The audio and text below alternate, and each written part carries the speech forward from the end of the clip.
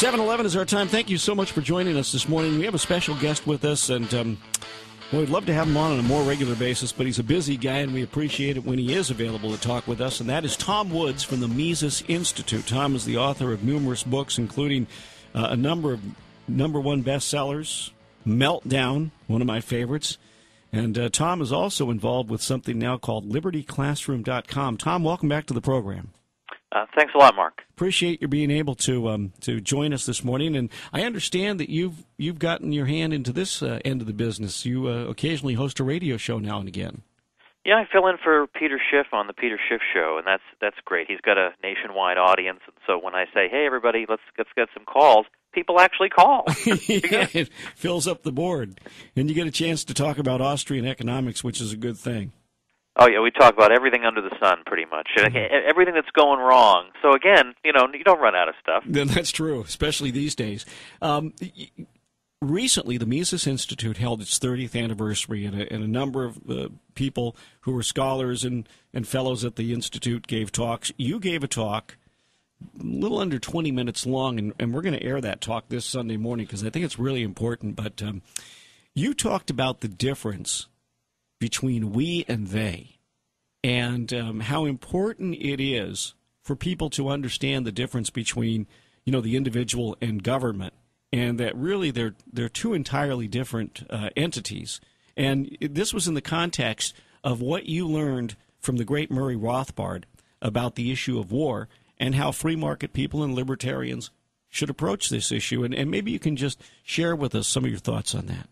Well, just for a little background, as you mentioned, Meltdown. It's a book about how the financial crisis was not caused by capitalism, the usual left-wing argument, and that's sort of what I've done throughout my career. Is I've written books challenging the conventional wisdom on American history and a whole lot of other issues, and there's a lot to overturn. But one misconception to overturn is that if you are skeptical of or an outright opponent of your government's foreign policy, then probably you must be some pinko commie who hates America and all this other stuff. Now, I understand if you listen to Rush Limbaugh all day, that is the conclusion you would draw, but that's not correct. I don't think Rush is all that well read on the history of conservatism, to put it mildly. But to the contrary, I think people who do not believe a word the government says when it comes to, milk subsidies or agriculture policy or whatever, shouldn't necessarily assume that everything the Pentagon says is like sacred scripture. I mean, the same kind of skepticism ought to run in a natural continuum across all these sorts of things. And I used to be a typical neoconservative. Whatever the government told me on foreign policy, I'm sure this must be right. And you had your Bill Kristol card. Exactly, and I knew that if anything's going on overseas, well, then it's simply the righteous might of the U.S. government dispensing summary justice against the bad guys, and who are you to ask about this? And if you're worried about civilian casualties, again, you're a pinko who doesn't understand. I went through this whole thing. But then I finally came to the conclusion that actually, by just mindlessly adopting this position, I'm involving myself in all kinds of moral outrages because I'm falling into this trap of believing that really this left-wing Rousseauian myth that we are the government, and we are bombing them, and we're going to get them, and so the we makes you feel like, well, gee, I'm implicated in this too, so darn it, anybody who criticizes this foreign policy is criticizing me. No way, baby, we are in this, it's we, but it's not we. The relatively small number of people who run the U.S. government is not we. It's them. It's they. We don't say, well, gee, we're taxing ourselves, or we put me in jail for a wetland violation on my property. We wouldn't say we. We would say they. And the same thing follows in this case. I mean, I just think, just one example. In the 1990s, it was a totally bipartisan policy. And by the way, anytime something's a bipartisan policy, you can guarantee it's evil. Always and everything. Yeah, absolutely. There was a bipartisan policy to impose sanctions on Iraq, and a great many people died of malnutrition as a result of this. Now, the exact number is in dispute, but the fact that people died because they weren't allowed to get equipment to repair their water treatment facilities and things like that, that's beyond question, and that was deeply inhumane. And if the Soviet Union had done it, well, we would have never heard the end of it. Oh, look at the commies. Of course, they hate human life, and they're terrible.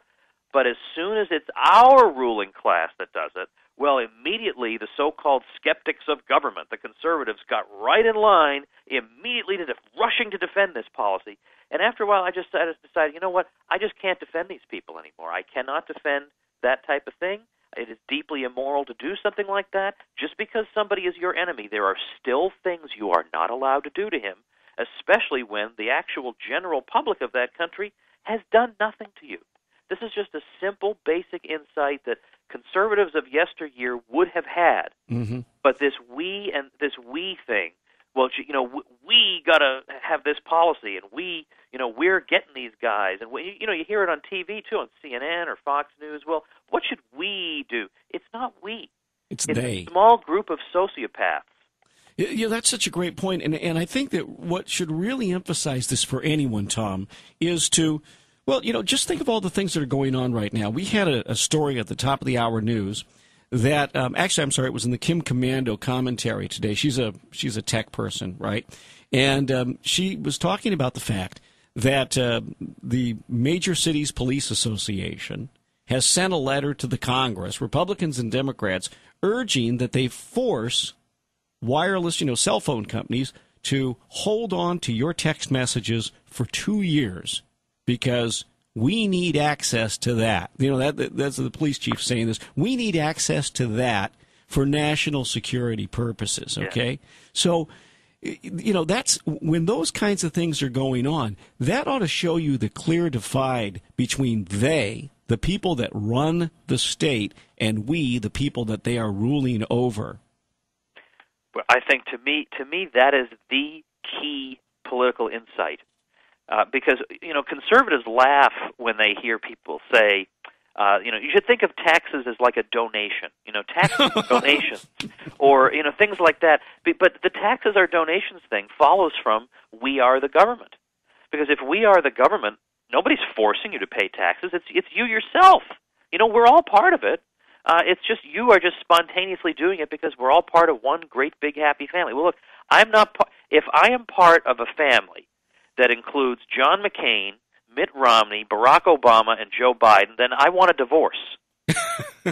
I think you need to include Carlo Gambino in that family, too, because I think that the way they get the money from the people is very, very much in line with, the old gun to the head. You won't pay your taxes or else. You know what, that just reminds me. A couple nights ago I spoke at Michigan State, and one of the people in the audience asked, how do I deal with people who say, well, we need to elect a businessman because we need government to be run like a business, and that'll help, and we need government run like a business. Well, first I gave the technical answer why it's impossible for government to be run like a business, but then I gave the 15-second wise guy answer, which is, look, I'm all in favor of government being run by a business. If by that you mean the government sells products that people want and earns its revenue not by stealing it from people, but by people voluntarily paying it, if that's what you mean, then I'm all for government being run like a business. Tom Woods is visiting with us. Check out his website, tomwoods.com and libertyclassroom.com, and we're going to find out about that from Tom when we continue here in a moment. 722, Tom Woods visiting with us and talking about the difference between we and they. And for more on this issue, I urge you to listen to the Free Market Hour this Sunday morning from 8 to 9 a.m. Tom's talk is going to be the lead one that we present about 8:05 on Sunday morning, and it's well worth listening to. And while you're at it, you'll want to go to his website and read up more and pick up his books and also learn about Liberty Classroom. Tom, you're an educator. Tell us about Liberty Classroom.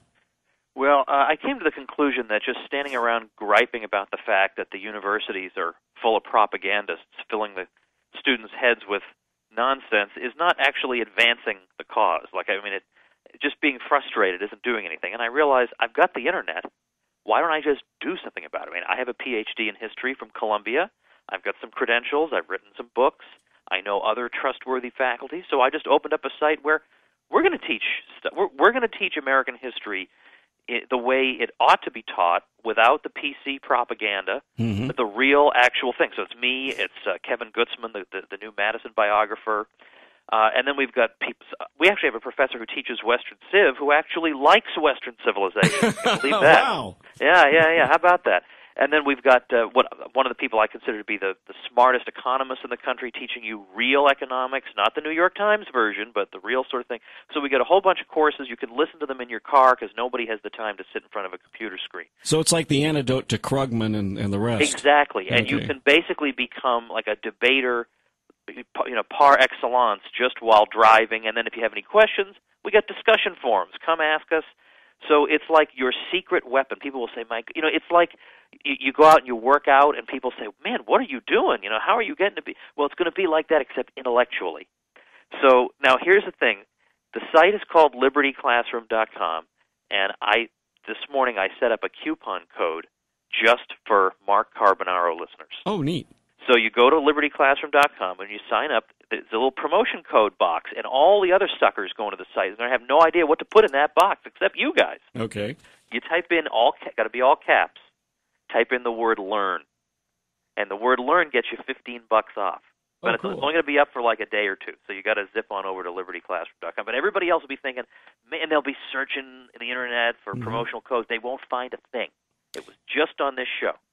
Very cool. So it's libertyclassroom.com, promotion code LEARN in all caps. That gets you $15 off on the course. Tom, I've got a unique fellow on the line, and I say unique. He is a school superintendent in our area, and he's a libertarian. How about that? He better not reveal his name. Okay. Mystery caller, go ahead. Unfortunately, I think there's way too many people that know who I am. Okay, Mike, go ahead. Just a couple things. It just seems to me that, like in regard to taxes, that people have such a perverted view now of what government taxes are. The other thing, that we comment that you made, it's like the we comment when people say, like the 49ers, we won today, they've never played a lick of football in their life. But it's exactly right, because it is the same sort of mentality. It's like it's a sports team that we're rooting for, and so when you think of it that way, I mean, it's harmless enough when it's the 49ers. Correct.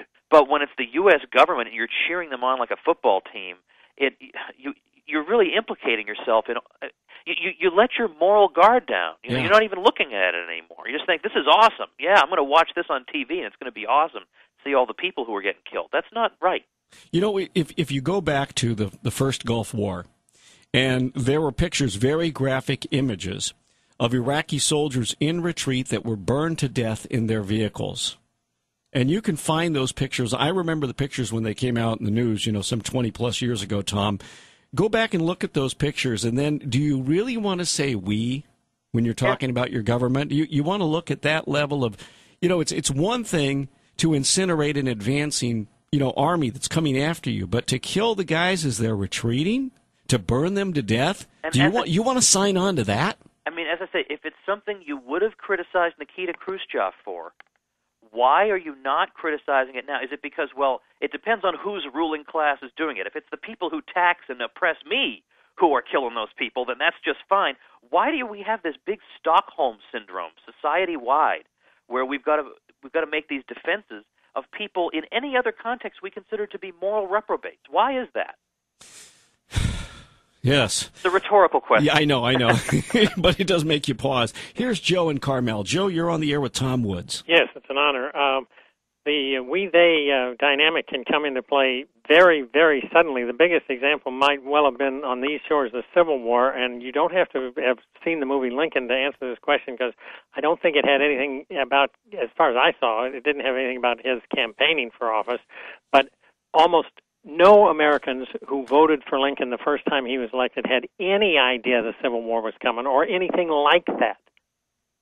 Oh, yeah, that's true. He went out of his way, to say that he had no intention of interfering with slavery where it existed. He didn't think he had the constitutional right to do so. That's true. But on the other hand, he was the peace candidate. Nobody thought Lyndon Johnson was going to escalate in Vietnam. Nobody thought World War I. Nobody thought Woodrow Wilson would take the country in there. Yeah, this is the way these people are. They're crafty. Yeah, and the term sociopath is not too far from the truth. One last call here. We have Pete in Salinas. Go ahead, Pete. Hello? Yes, is this Pete? Oh, it's Dean. Oh, Dean. Go ahead, Dean. Hey, Tom, so going along with what you're saying, I'd like to know about this, which just irks me. This is the taboo. I'll bring it up since you didn't. The taboo and the absolute hypocrisy of this, quote, saying, support our troops. What, support them in illegal wars that maim them and bankrupt us and kill 90% civilians? What do you think about that? Yeah, I mean, I can't go along with this. It's some of them don't know any better. They don't know what they're doing. They've just been raised in households that tell them this is the most noble thing they can do, and that mitigates moral culpability. But by and large, you ought to be intelligent enough to see what's going on here. And that's why when I fly a lot, and I'm on planes, and it's always, hey, we've got some people returning from Iraq on the plane. Let's all applaud. For what? For a complete waste of a military adventure. Like, what is there possibly to defend in this? And yet Democrats and Republicans alike, lemming-like, are sitting there applauding. I mean, it's like something right out of the Kremlin. There's nothing to applaud about this, and no, you shouldn't be doing it.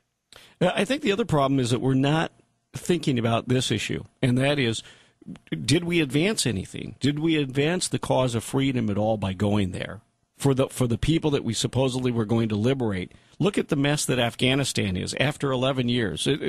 Is the country any better off today than it was in 2001? Is Iraq any better off today than it was in 2001? Well, at trade least one dictator for another group of Mark, dictators? At least Iraq can take consolation, and now that it has a constitution that says we're going to judge all laws by their fidelity to the Koran. They didn't have that under Saddam, so there's a great advance forward for civilization. So, you have to ask, okay, so what's, did it accomplish anything?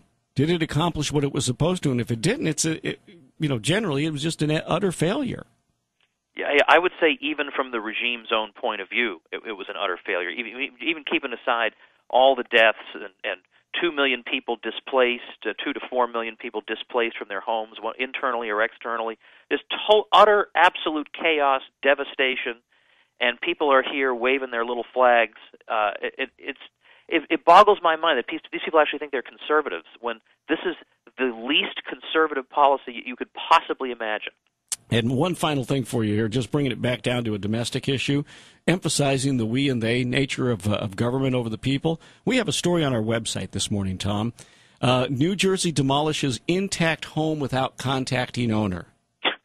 A man in New Jersey returns to his home after Superstorm Sandy to find just rubble. His home was not damaged in the storm, yet some commissar in the government apparatus in New Jersey, they were clearing houses, damaged houses, and they just steamrolled over his. That is unbelievable. I have no comment for that. But on the other hand, if this we thing were true, then he demolished his own house. Yeah, but that ought to emphasize the point that the state and the people are two entirely different things. They are not one and the same. Right. Absolutely. I will bet you that man in New Jersey who lost his home will never say we in speaking about the government again. No, you get that right. That's a terrible cure, but I'm sure the point has been made abundantly clear to him.